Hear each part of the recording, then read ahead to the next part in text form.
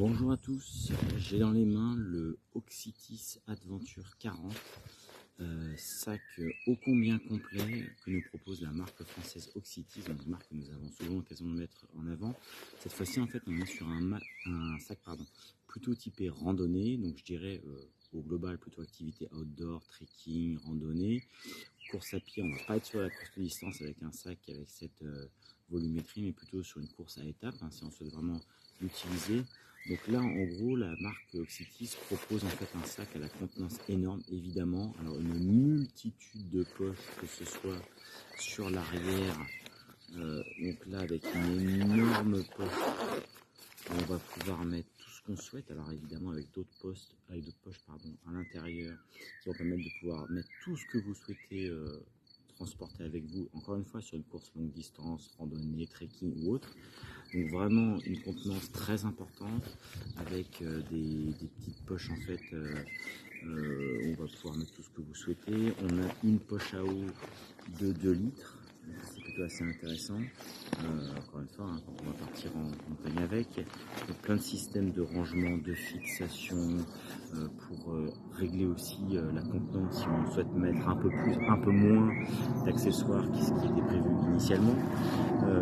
Toujours en fait proposé par la marque française. On est sur un sac avec un stretch très important, vraiment il va pouvoir avoir une adaptation, je dirais, du volume en fonction de ce qu'on va vouloir porter. Donc ça c'est quand même plutôt assez intéressant. Donc on est sur une capacité de stockage, comme je viens de vous le dire, très importante, donc de 40 litres, sur aussi un confort de portage vraiment très intéressant.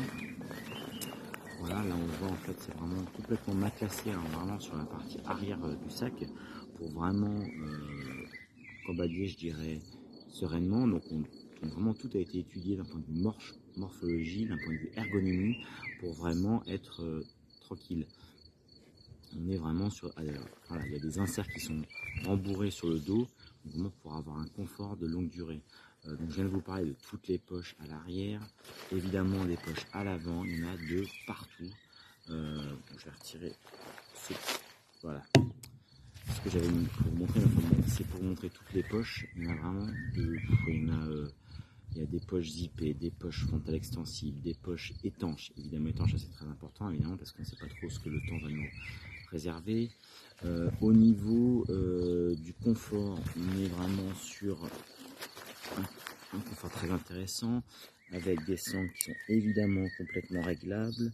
Ça c'est vraiment assez pratique, encore une fois, pour partir gambader vraiment très sereinement. Le poids vraiment pas très important, on est à un peu plus de 650 grammes, donc pour un sac de ces contenants c'est vraiment pas grand chose. L'intérêt aussi, je vous montre quand même aussi le système de porte-bâton EasyFix Pole Control, qui est un système de portage rapide et simple pour pouvoir porter des bâtons. Ça c'est vraiment très intéressant, encore une fois, quand on parle de course à étapes, trekking et autres. Petits gadgets, le port de serre magnétique, le sifflet d'urgence, les éléments réfléchissants, les boucles et les sangles de rangement, voilà, la ceinture ergonomique. Un dernier détail aussi que je voulais vous montrer dans cette vidéo de présentation, en fait, c'est évidemment l'intégration du tissu Ripstop 210D et 40D, où là on a une imperméabilité de 10 mm et une résistance à l'abrasion. Donc encore une fois très intéressant quand on va vouloir utiliser ça dans une faune et flore un petit peu compliquée.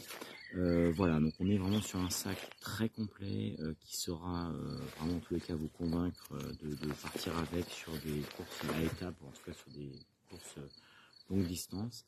Un sac vraiment qui se fait oublier et surtout avec un maintien très intéressant, c'est-à-dire qu'il n'y aura pas de phénomène de ballottement, parce qu'on peut rajouter en fait des petites sangles vraiment qu'on va mettre ici pour, je dirais, alors là je la fixe pas, mais en tous les cas pour vous montrer qu'on peut avoir, si on prend une contenance un peu moins importante, voilà, on peut avoir ces petites sangles qu'on va placer pour limiter, je dirais, le système de ballottement quand on va commencer à gambader un petit peu plus vite avec. Voilà, je vous laisse maintenant en tous les cas parcourir ce retour complet que j'ai pu faire sur le Oxytis Adventure 40 et je vous dis à bientôt pour un nouveau retour test pour Track Session Magazine.